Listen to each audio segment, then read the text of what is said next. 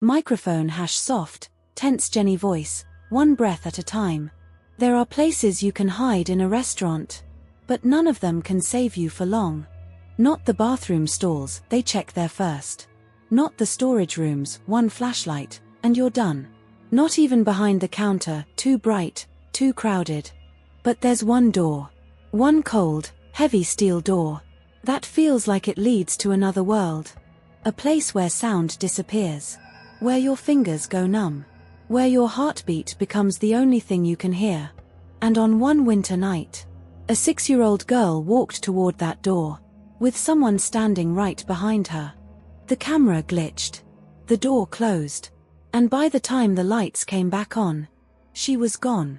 White right pointing backhand index. This is the story of the freezer that should never have been locked and the child who vanished before anyone even noticed.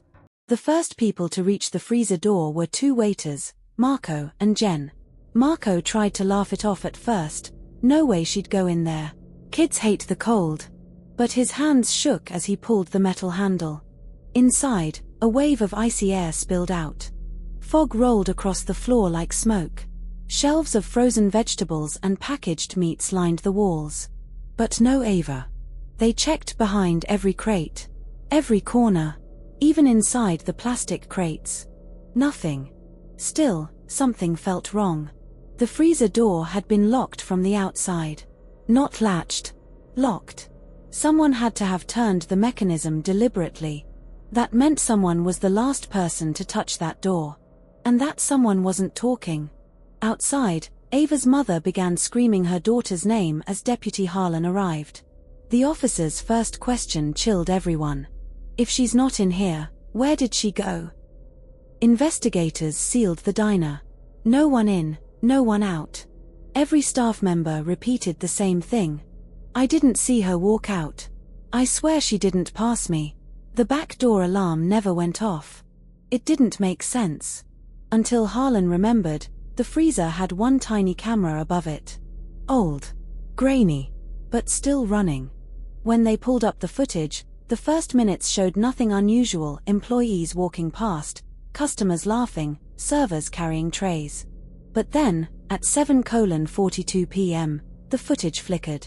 A shadow crossed the lens. Someone, tall, standing close.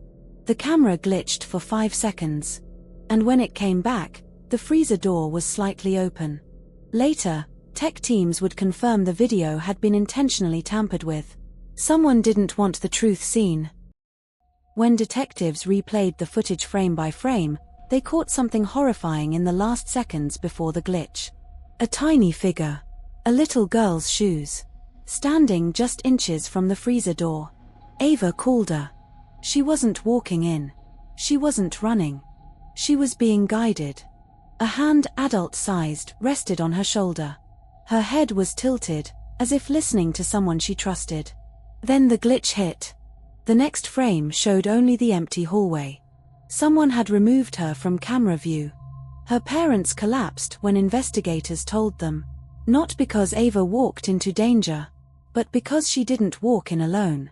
The diner staff swore they didn't know anything. Jen cried.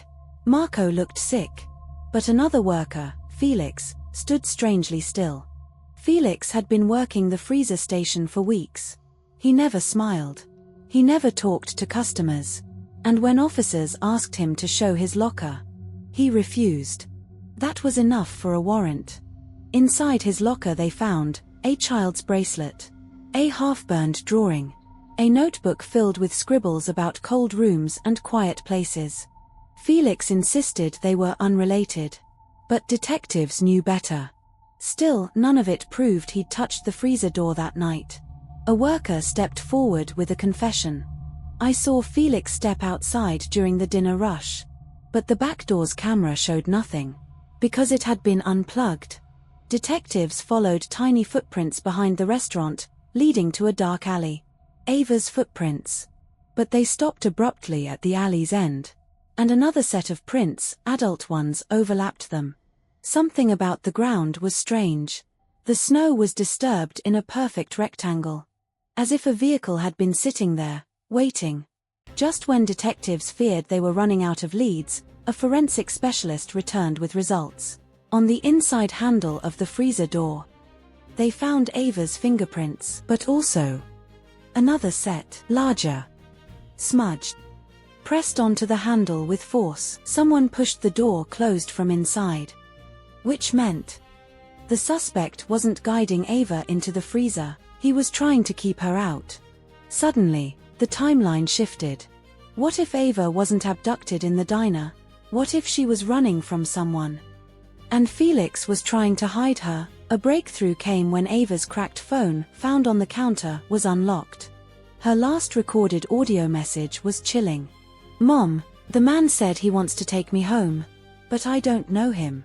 That man was not Felix. Phone location data revealed Ava had met someone before arriving at the diner. Someone who followed the family inside. Someone who the cameras caught only once. Standing behind the dessert counter, watching the Calders, his face obscured by a hood. The freezer.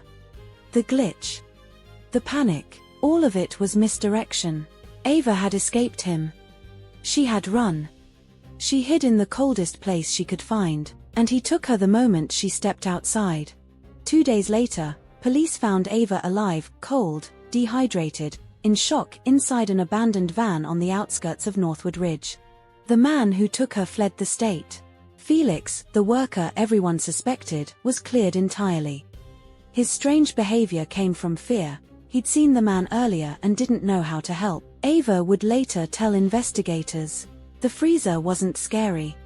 The man was. Her case would go on to change how small restaurants secure cameras, exits, and freezer doors. But for the Calder family, one truth still haunts them.